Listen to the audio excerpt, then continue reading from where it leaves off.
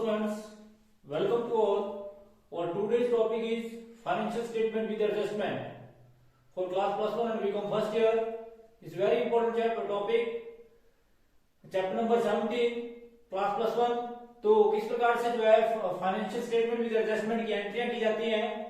अभी तक आपने फाइनेंशियल स्टेटमेंट के बारे में पढ़ा जिसमें हमने प्रॉफिट एंड लॉस अकाउंट में और बैलेंस शीट के अंदर किस प्रकार से जो आइटम ट्रायल बैलेंस के अंदर दी होती थी उनकी किस प्रकार से आप समायोजन से संबंधित एंट्रियां करते थे। जो भी एंट्रियां थी उनको आप किस प्रकार से ट्रेडिंग अकाउंट में या प्रॉफिट एंड लॉस अकाउंट में या बैलेंस शीट में दिखाते थे।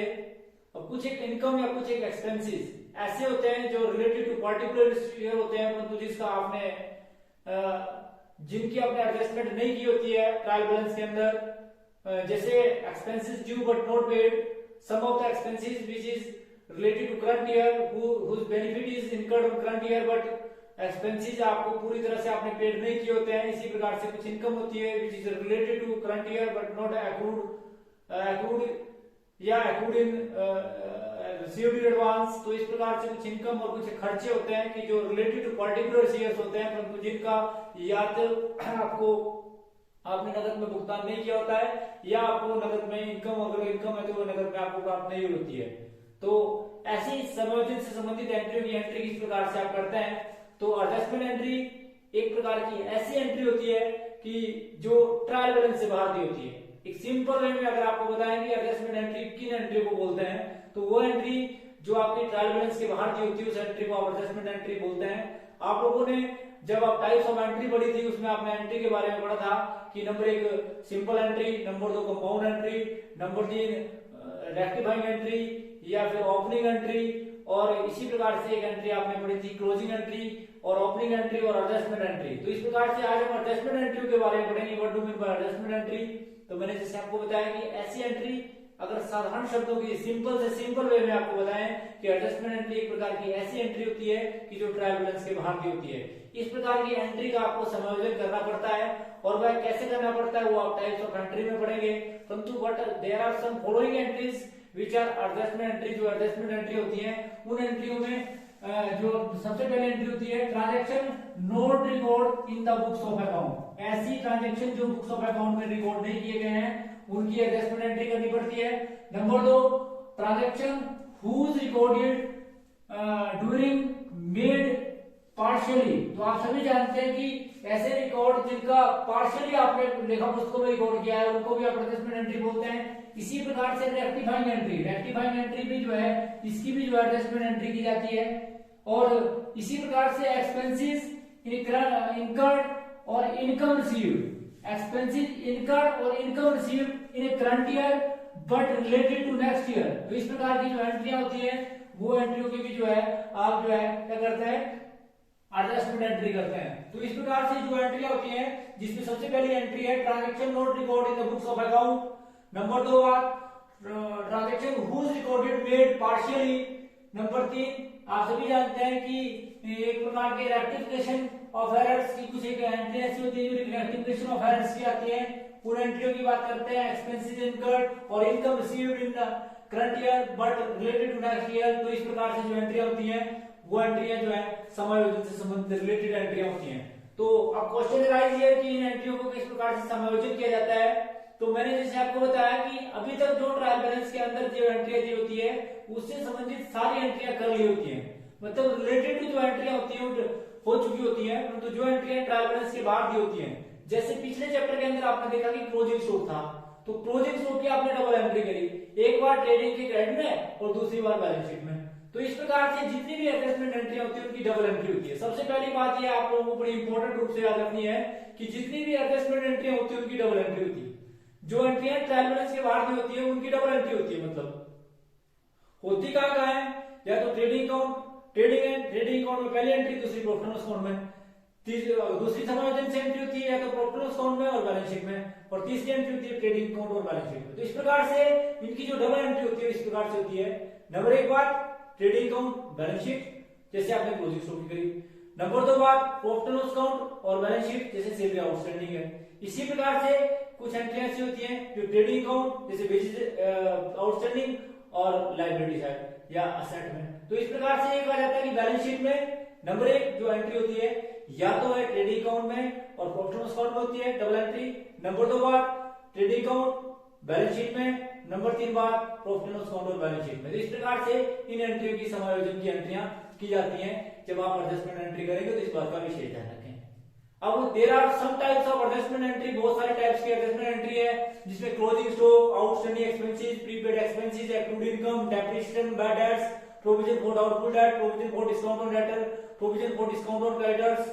और there are lot of types of entry, कई प्रकार की एंट्रियां होती है। Interest on capital, interest on drawing, accrued income, unaccrued income, prepaid expenses, unexpired expenses, deferred revenue expenditure, तो या any type of losses, goods given as free sample, goods and to sell on approval basis.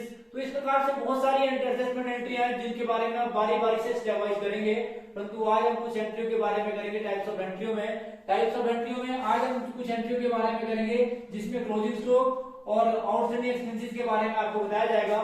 तो what do mean by closing stock? अभी तक आपको closing stock का सबसे पहले जब भी आपको थ्योरेटिकल पोर्शन में भी ध्यान रखें, प्रैक्टिकल क्वेश्चन के साथ साथ इसका थ्योरेटिकल पोर्शन भी बहुत इंपॉर्टेंट है। दूसरे शब्दों में आप बोल सकते हैं कि ये चैप्टर आपके लिए बहुत जानदार चैप्टर है, पासिंग मार्क्स का लगभग आपको इस चैप्टर से आता है, तो इसलिए बड़ा इंपॉर्टेंट चैप्टर है।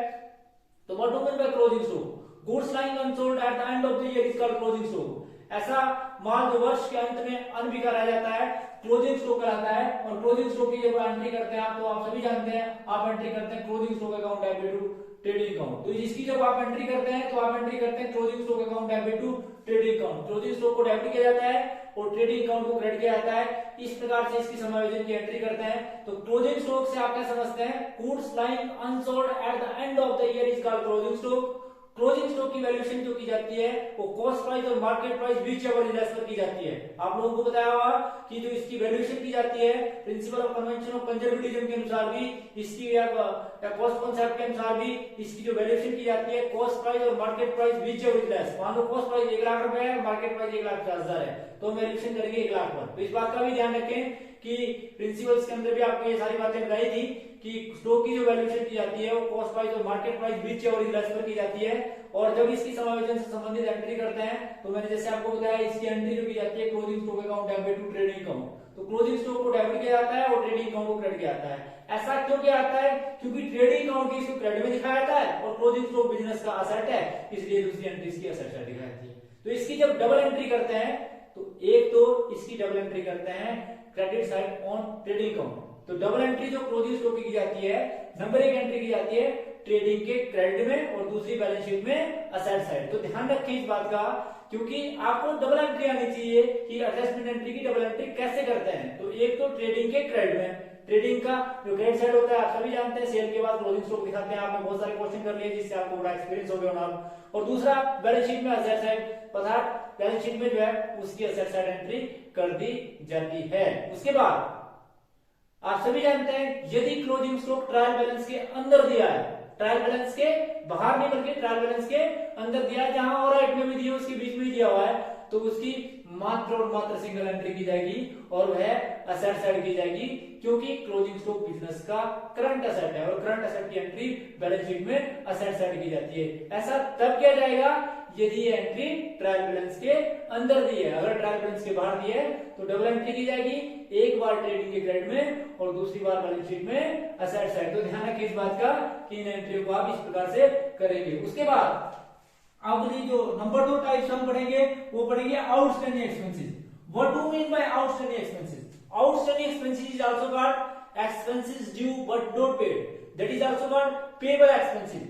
ऐसे एक्सपेंसेस जिनका फायदा आपने करंट ईयर में उठा लिया है परंतु जिसका भुगतान आप आने वाले वर्षों में करेंगे उसको बोलते हैं outstanding expenses. Expenses due but not paid, ऐसा खर्चा है जो देयत्व है परंतु जिसका भुगतान आपने नहीं किया, that is payable expenses, that is outstanding expenses, that is expenses due but not paid. तो इस प्रकार से इन्हें कई नाम दिए जाते हैं और इस प्रकार के खर्चों का जिनका आपने जो देयत्व है, जो ड्यू तो है परंतु आपने जिनका भुगतान नहीं किया, उन उस प्रकार के खर्चों को आप आउटस्टैंडिंग एक्सपेंसेस की संज्ञा देते हैं और ये बिजनेस की लायबिलिटी है। It is very much clear, ये बिजनेस की करंट लायबिलिटी है और इसे करंट लायबिलिटी हेड के अंदर दिखाया जाता है। परंतु इसकी डबल एंट्री कैसे करते हैं? आउटस्टैंडिंग एक्सपेंसेस आप सभी जानते हैं expenses due but not paid, ऐसा खर्चा जिसका जो देयत्व है, जिसका भुगतान तो आपने करना है परंतु जिसका भुगतान नहीं किया।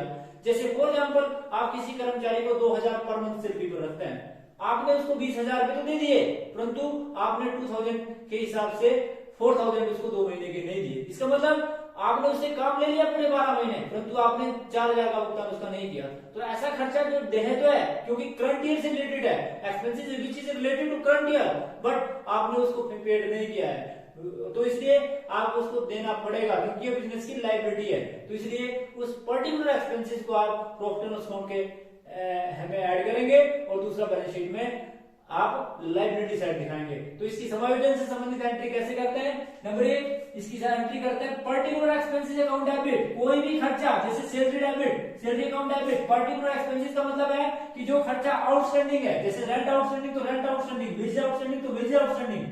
यहां पर लिखना है wage account debit, salary account debit, salary expense account debit, rent account debit to outstanding salary या to outstanding rent, to outstanding wages, जो भी आउटस्टैंडिंग है, तो उस खर्चे को आप क्या करेंगे? आउटस्टैंडिंग को क्रेडिट करेंगे और पर्टिकुलर खर्चे को डेबिट करेंगे।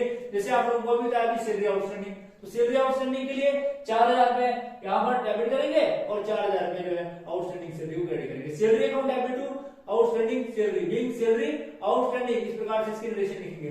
क्योंकि नरेशन, क्योंकि जनरल एंट्री तो इसके अंदर कम आती है, जनरल एंट्री तो आप जनरल के क्वेश्चन में आती है, इसको आपको किस प्रकार से प्रॉफिट एंड लॉस अकाउंट में दिखाना है और ट्रेडिंग अकाउंट में दिखाना है, या किस प्रकार से इसको आपने पर्टिकुलर आइटम को किस प्रकार से आपने बैलेंस शीट में दिखाना है, तो वो बड़ा इंपॉर्टेंट है।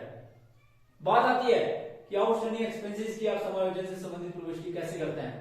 आप लोगों ने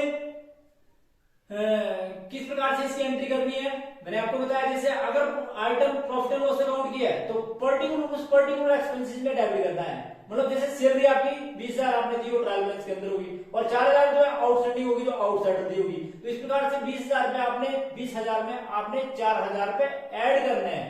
जब हमें आपको इसको प्रैक्टिकल क्वेश्चन करेंगे तो उससे आपको और अधिक क्लियर होगा।